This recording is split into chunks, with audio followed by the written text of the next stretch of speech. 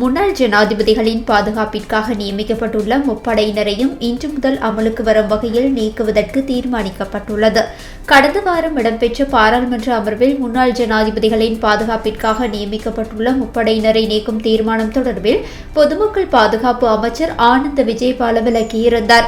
அதன்படி இன்று முதல் போலீஸ் அதிகாரிகள் மாத்திரமே முன்னாள் ஜனாதிபதிகளின் பாதுகாப்பு பணிகளில் ஈடுபட உள்ளனர்.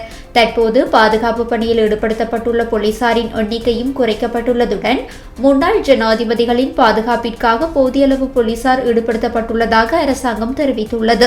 எவ்வாறாயினும் முன்னாள் ஜனாதிபதிகளின் பாதுகாப்பு 6 மாதங்களுக்கு ஒருமுறை மீளாய்வு செய்யப்படும் எனவும் அதற்கேற்ப பாதுகாப்பு ஏற்பாடுகள் பலப்படுத்தப்படும் எனவும் அரசாங்கம் தெரிவித்துள்ளது. முப்படையினர் நீக்கப்பட்ட போதிலும் முன்னாள் ஜனாதிபதிகளின் பாதுகாப்பில் எந்தவித பிரச்சனையும் ஏற்பட இடமளிக்க மாட்டாது என பாதுகாப்பு அமைச்சு தெரிவித்துள்ளது. முன்னாள் ஜனாதிபதிகளின் பாதுகாப்பிற்காக நியமிக்கப்பட்ட அதிகாரிகளின் அதிக செலவு காரணமாக அவர்களின் பாதுகாப்பிற்காக நியமிக்கப்பட்ட அதிகாரிகளின் எண்ணிக்கையை குறைக்க அரசாங்கம் தீர்மானித்துள்ளது.